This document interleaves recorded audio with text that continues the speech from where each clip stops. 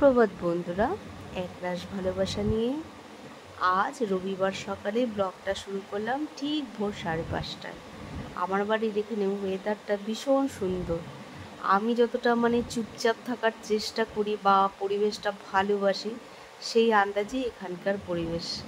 তো সুন্দর করে যেমন রাখাল মহিষ নিয়ে যাচ্ছে, সারাদিন মাঠে ওরা চড়ায়, ঘাস খাওয়ায়। তো আজ সকালে ছেলের আবদারে শুরু করলাম চাউমিন রান্না। সে সরু সরু এক ধরনের চাউমিন আছে না, খেতে ভীষণ ভালোবাসে। আমার প্রতিনিয়ত ভিডিও দেখার অনুরোধ রইল। আর যারা দেখো বা সাবস্ক্রাইব করেছো তাদের জন্য অসংখ্য ধন্যবাদ। হাজবেন্ড বাড়ি থেকে বাজার থেকে চলে এসেছে। তার যা যা জিনিস এনেছে মোটামুটি বললো বাজারের দরদামগুলো পশ্চিমবঙ্গে এখন একটু কমে গিয়েছে। আর ছোদ্দা ভোর 7টার সময়ই হর্ন মারছে যে লটিয়া মাছ নিয়ে এসেছি, তুই গিনিকে দিবি।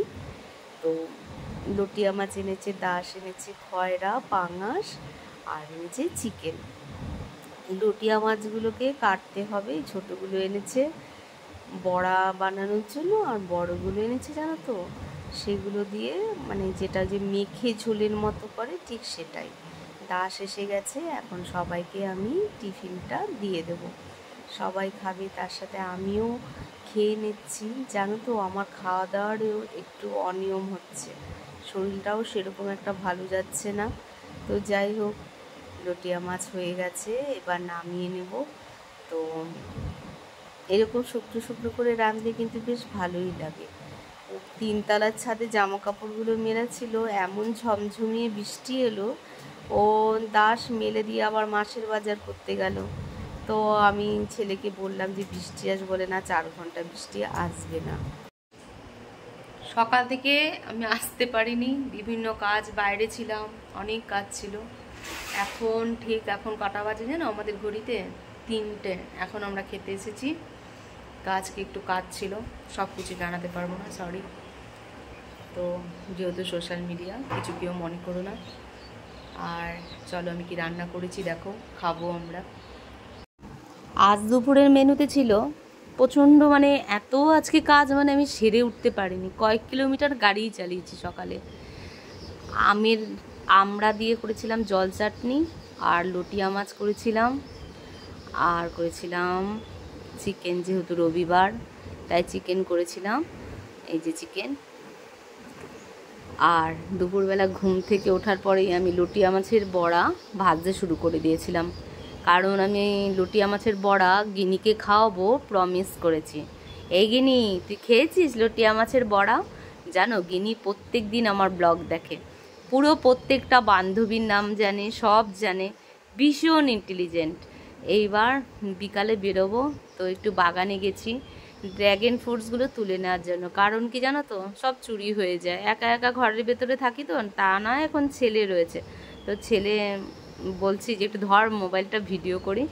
তো এই দেখো ড্র্যাগন ফ্রুটস হয়েছে আমার বাড়িতে, তো সেগুলো কেটে নিচ্ছি। তো যাই হোক, ছোটো হয়েছে এবার, বড় হয়নি, তো সেইটা থেকেই আর কি।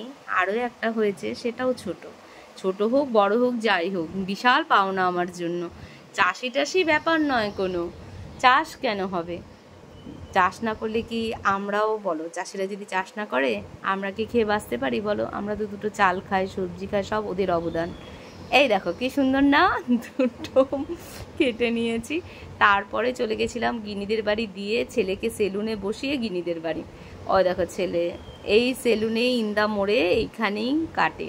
তো আমার না এরকম আমি প্রায় বেরোতাম, সেই বেরোনোগুলো সব বন্ধ হয়ে গেছে। জীবনে সব কিছু একটা পরিবর্তন করে নিয়েছি, তাতে আমি বেশ ভালো আছি।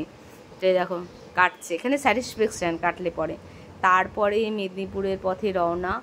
কালকে মোহনপুর ব্রিজের কিছুটা আগে যেখানে সিগন্যাল, সেই বিশাল এক ট্রাক দোকান ভেঙে ঢুকে গেছে, বিশাল অ্যাক্সিডেন্ট, প্রচুর লোকজন। আর দেখেছো কাঁসাই হলটে কি সুন্দর দেখা যাচ্ছে, যে আলো তাড়িয়ে পড়েছে, প্রতিচ্ছবি। কি সুন্দর যে লাগছে না রাত্রিবেলা যেতে।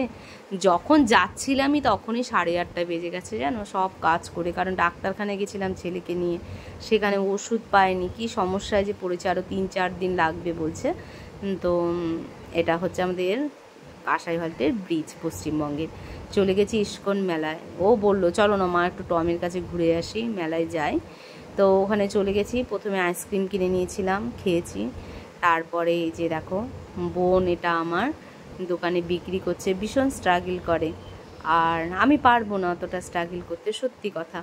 আর বৃষ্টি হয়েছে, এমন বৃষ্টি, বিশ্বাস করো আজকে দুপুরে দেখো জল কাদা কেমন। কিন্তু তাতে কোনো যেতে অসুবিধা নেই, তোমরা যেতেই পারো আজকে। মানে আমি এটা রোববারে ব্লগ করছি, সোমবার দিন হবে, সবাই যেতে পারো। খুব সুন্দর সুন্দর জিনিসপত্র উঠেছে। আর রাস্তাও করে দিয়েছে, তোমার হাঁটার পায়ে কাদা লাগবে না।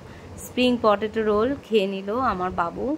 আমি ওকে বারবারই বললাম বাবা, টমকে বলছে টম তুই খা, বলছে দেখ আলু ভাজা আমি 50 টাকা দিয়ে কিনে মোটেই খাবো না। তো ঘরে চলে এসেছি। তারপরে এটা টুম্পা মামার বাবুকে গিফট করেছে। কতদিন ছোটবেলা থেকে বলছি বাবু কিনবি, দেবো, কিছুতেই শোনেনি। এখন টম কেন দিয়েছে, তার বিশাল আদর বেড়ে গেছে তার প্রতি। সেটাকে সবার আগে বলছে মা এটা আনবক্স করবে, এটা ভিডিও করো, যে তুমি ভিডিওটা দেখাবে, টম আমাকে দিয়েছে। তো আমি ভিডিওটা করছিলাম। এই দেখো জিনিসটা খুবই ভালো। আমি ইভেন কলকাতা গিয়েও ফোন করেছি, বাবাই এগুলো এখানে সস্তা, তুই কিনবি, কোনো দিন না। এটা আমার ডাইনিং প্লেস, চলো লোডশেডিং জানো তো, ওই জন্য অসুবিধা হচ্ছে লাইটে।